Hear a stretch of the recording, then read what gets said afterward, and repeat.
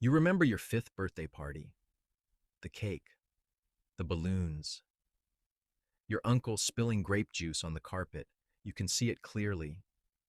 But here's the strange part. Some of it never happened. And the real answer for why is far stranger than simple forgetting.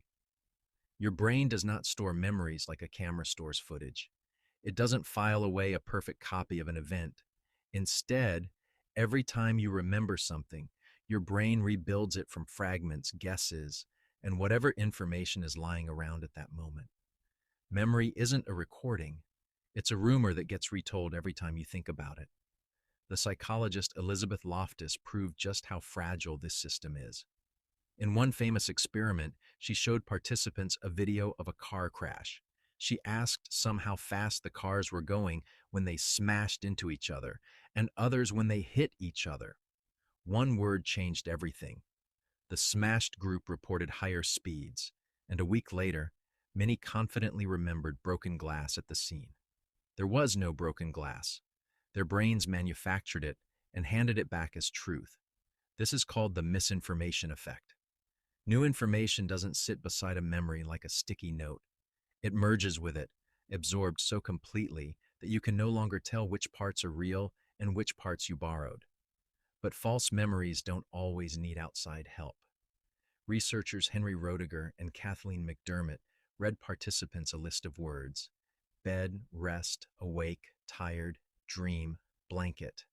The word sleep was never on the list. Yet most participants swore they'd heard it, some more confidently than words that were actually there. Their brains filled a gap with the most logical missing piece, then treated that guess as gospel. Why would a system this sophisticated lie to you so easily? Because accuracy was never the goal. Your brain isn't an archive. It's built for survival, and survival rewards speed over precision. An ancestor who heard rustling in the grass and instantly filled in predator stayed alive. One who waited for perfect information didn't. Evolution selected for fast, useful guesses, not flawless recall. It gets stranger at the biological level. Neuroscientist Kareem Nader found that every time you retrieve a memory, it becomes temporarily unstable, chemically unlocked, and vulnerable to change before it's restored. You aren't simply recalling your past, you're rewriting it slightly every time you think about it. Remembering is an act of editing. So maybe the cake was real. Maybe the balloons were real, but the grape juice might come from a photo you saw years later, or a story your mother told so many times it quietly became your own. You didn't lie. Your brain just did what it always does, filled the gaps, and delivered a confident, seamless story.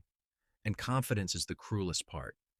Loftus found that people with the most vivid false memories were often the most certain they were true. Certainty and accuracy are almost unrelated. A hazy memory can be correct. A crystal clear one can be fabricated. Your brain gives you no warning label either way. This is why eyewitness testimony, once treated as nearly unshakable, has led to countless wrongful convictions later overturned by DNA evidence. Sincere, confident witnesses simply remembered wrong. Does that mean you can't trust anything you remember? Not exactly. Most reconstruction is small and harmless, but it does mean certainty is not proof. The story of your own childhood, the one you've told 100 times, might be gently fictional in places, built by a brain that prioritizes a good story over a perfect one. So tonight, when you replay your day, remember this. What you're seeing isn't footage. It's a fresh draft, written just now, by a brain doing what it has always done. And somewhere between the balloons, the cake, and the grape juice on the carpet, a 5-year-old version of you is still smiling in a memory that was never fully real and was never fully false either.